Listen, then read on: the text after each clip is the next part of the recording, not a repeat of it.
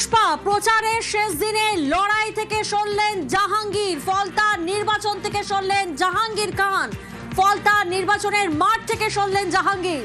মনোনয়ন প্রত্যাহারের শেষ দিন আগেই পার আমরা জানি, তৃণমূল প্রার্থী হিসেবে ইভিএম এর নাম থাকবে জাহাঙ্গীরের।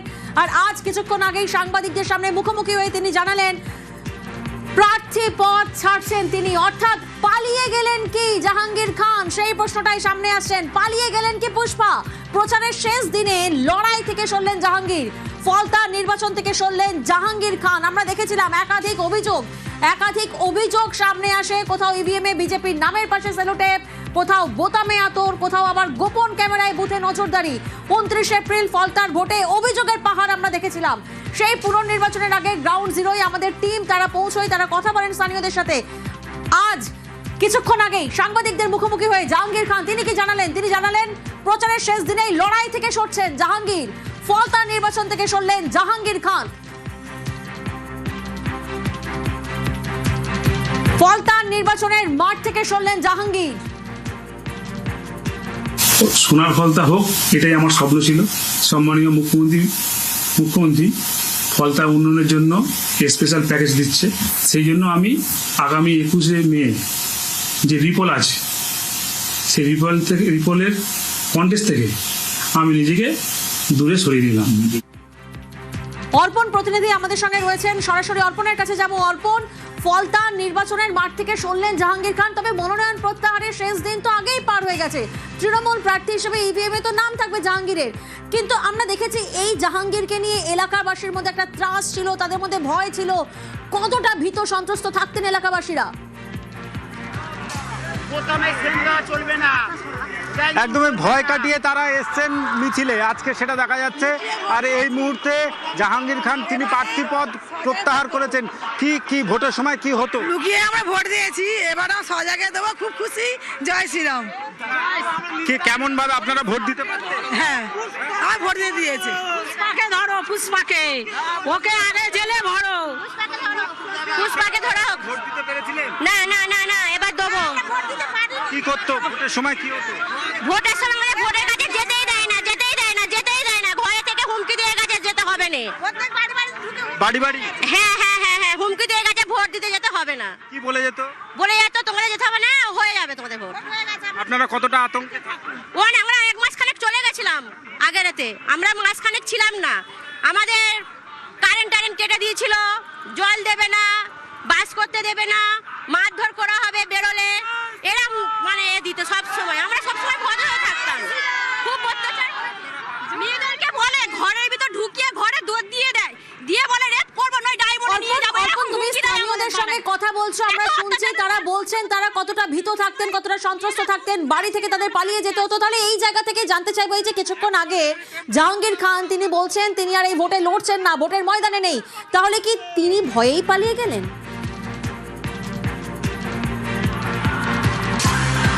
একদমই, দেখো যে জনজুয়ার আজকে বের হয়েছে এবং দীর্ঘদিন ধরে যেভাবে মানুষজন এই রাজ্যে পালা বদলের পর তারা যেভাবে বের হয়েছে, তারপরেই এই জাহাঙ্গীর খান তিনি প্রার্থীপদ প্রত্যাহার করলেন। তিনি কিছুক্ষণ আগেই জানিয়েছেন তিনি নির্বাচনে অংশগ্রহণ করছেন না, অর্থাৎ যেহেতু ইভিএমের তার নাম চলে এসেছে সেই কারণে যেটা হবে সেটা নির্বাচন কমিশন ঠিক করবে, কিন্তু তিনি এবং তৃণমূলের কোনো এজেন্ট তারা থাকছেন না বুথে।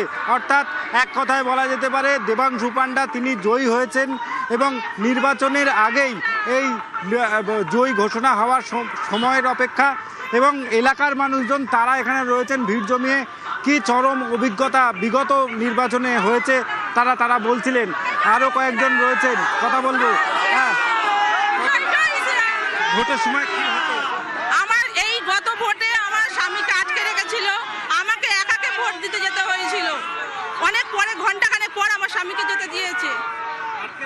হ্যাঁ, আটকে রেখেছিল, বলেছে তৃণমূলকে ভোট দিতে হবে। হ্যাঁ, তৃণমূলকে না, ইভিএম এর সামনে নয়, আমাদের আগে থেকেই বলে দেওয়া হয়েছিল যে তৃণমূলকে ভোট দিবে। অনেক আগে বলছে ক্যামেরা লাগানো আছে, আমাদেরকে ভোটটা দেবে না। আমরা জনতা, আমাদের যাদের ইচ্ছা হবে তাদেরকে ভোট দেবো, কিন্তু আমাদের যদন্তরণকে ওরা কেড়ে নিচ্ছে। কিভাবে অত্যাচার কি করে অত্যাচার? বাড়ি বাড়ি হুমকি দেবে, ঘরের দর দিয়ে বলো ডায়মন্ডে যাবে, নাহলে ঘরে হবে না, ডায়মন্ডে চলে, এরকম বলে হুমকি দিয়ে যাবে নেতারা। আতর দিয়ে আমাদের অভিজ্ঞতা কি, আমাদের গীতা ভোট হচ্ছে ব্যক্তিগত ব্যাপার, কিন্তু সেটা বলছে কি গীতা ছুঁয়ে ভোট দিতে হবে। আমরা কিসে ভোট দেবো না সেটা গীতা ছুঁয়ে বলতে হবে। মহিলাদের কি একদম নিরাপত্তা ছিল না? যারা মানে কি যারা গীতা ছুঁতে চাইছে না তাদেরকে হুমকি দিচ্ছে, এটাই। না, আমাদের ওখানে ভোট দিয়েছে, কিছু দেওয়ার পরে ওরা আতর দিয়ে দিয়েছিল, সবার আঙুল শুকছিল, হাত শুকছিল আসতে। হ্যাঁ, না, ভোট দিয়ে আসার পথে সব বসিয়ে রেখেছিল, ওদের পার্টির মেয়েদের হাত শুকছিল।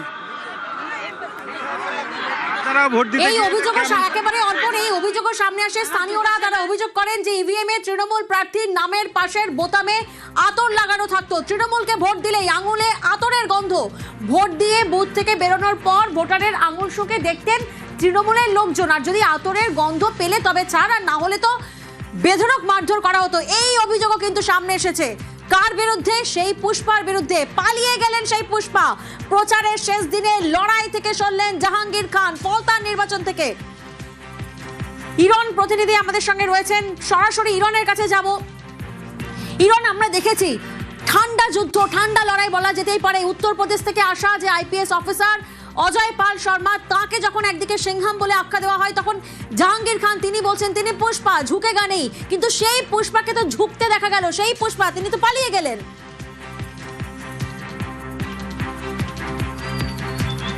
একদমই। দেখো, জাহাঙ্গীর খান লোকে বলতেন যে ফলতার তিনি নাকি বেতাজ বাদশা, তিনি যা বলবেন সেটাই হবে এবং তার বক্তব্য, তার রুল সেটাই নাকি এখানে লাগু করা হয়, সেটাই চলে।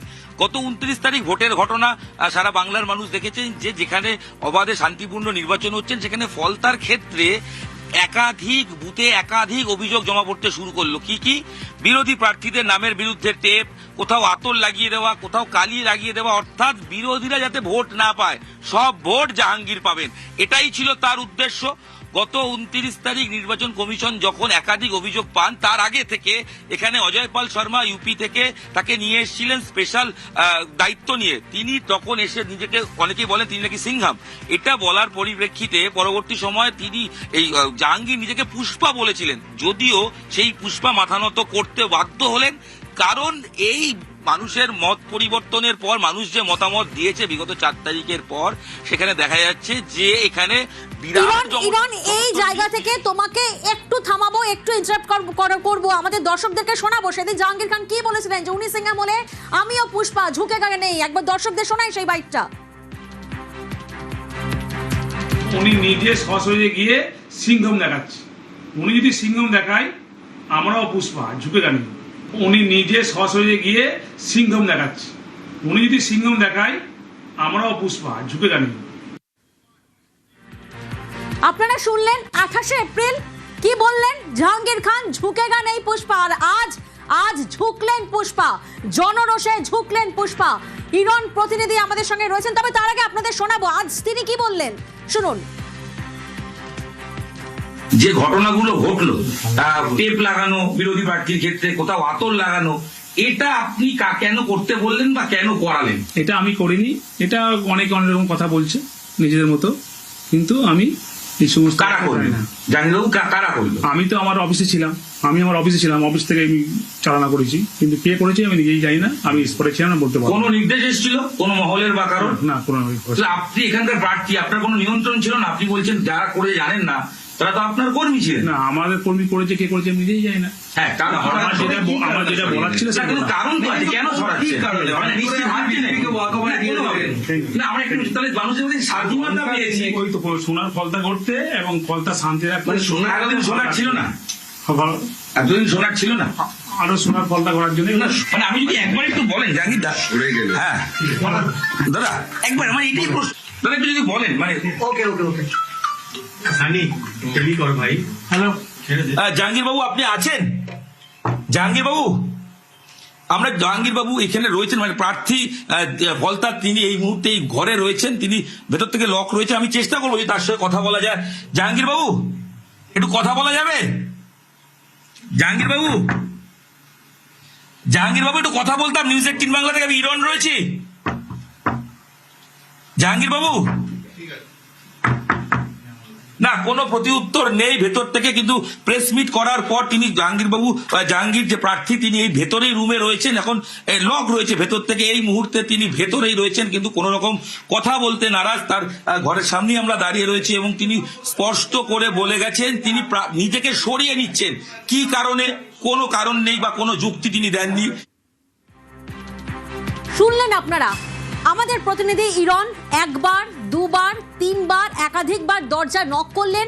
কি কারণে তিনি সরে দাঁড়ালেন তা জানার জন্য, তা স্পষ্ট হওয়ার জন্য, কিন্তু না, জাহাঙ্গীর খান পুষ্পা দরজা খুললেন না। এই পুষ্পা, যার বিরুদ্ধে একাধিক অভিযোগ রয়েছে, কোথাও ইভিএম এ বিজেপির নামের পাশে সেলোটেপ, কোথাও বোতামে আতর, কোথাও আবার গোপন ক্যামেরায় বুথে নজরদারি, একাধিক অভিযোগ রয়েছে। একাধিক অভিযোগের কেন্দ্রে এই একজনই পুষ্পা। সেই পুষ্পার বিরুদ্ধে জনরোষ, আর সেই জনরোষেই কি কোথাও না কোথাও পালিয়ে গেলেন জাহাঙ্গীর খান। অর্পণ প্রতিনিধি আমাদের সঙ্গে রয়েছেন, সরাসরি অর্পণের কাছে যাব। অর্পণ, তুমি স্থানীয়দের সঙ্গে কথা বলছিলে, তারা জানাচ্ছিলেন কতটা ভয়ে, কতটা আতঙ্কে তারা থাকতেন। বাড়িতে লাইন কেটে দেওয়া হবে, বিদ্যুতের লাইন কেটে দেওয়া হবে, বাড়ি ছেড়ে তারা চলে যেতেন। এবার তাহলে ভয় আউট, ভরসাহীন।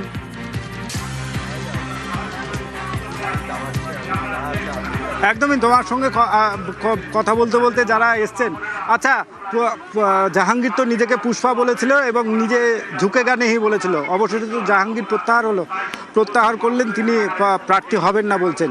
তাহলে কি পুষ্পা ঝুঁকলো, কি মনে হয়? পুষ্পা বলেছিল ঝুঁকে গানেই, কিন্তু ঝুঁকতে হলো, শুধু ঝুঁকতে না শয়ন করতে হলো বলে আমার মনে হলো। তার কারণ হচ্ছে এই যে আজকে তিনি বলছেন যে ফলতার মানুষের স্বার্থে, ফলতার মানুষের শান্তির স্বার্থে তিনি নাকি এই নির্বাচনে প্রতিদ্বন্দ্বিতা করবেন না। কিন্তু বিষয়টা হচ্ছে এইভাবে তো উইথড্র করা যায় না। যাই হোক, তিনি প্রতিদ্বন্দ্বিতা অংশগ্রহণ করবেন না বা প্রতিদ্বন্দ্বিতা করবেন না বলেছেন, কিন্তু যেভাবে ফলতার বুকে অত্যাচার, নিপীড়ন, শোষণ চালিয়েছে, ফলতার মা বোনেদের উপর অত্যাচার করেছে, দোকান ব্যবসায়ীদের যেভাবে অত্যাচার করেছে, ফলতাবাসী যেভাবে আজকে রাস্তায় নেমেছে।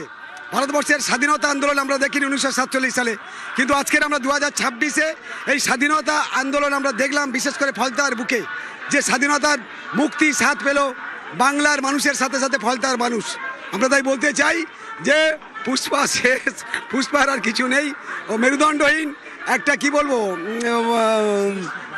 আরো সরীসৃপ প্রাণী ছাড়া আর কিছু নয়। দাদা, কি মনে হয় পুষ্পা ঝুঁকলো? আর বাকি আছে কিছু? ঝুঁকে গেছি, শেষ। এবারে ওই 21 তারিখে ভোটটা হবে, আর আমাদের গণনা কবে আছে? 24 তারিখে। ওদিনকে মোটামুটি 1 লক্ষ ভোটে আমরা জিতছি, এটা মাথা রাখুন।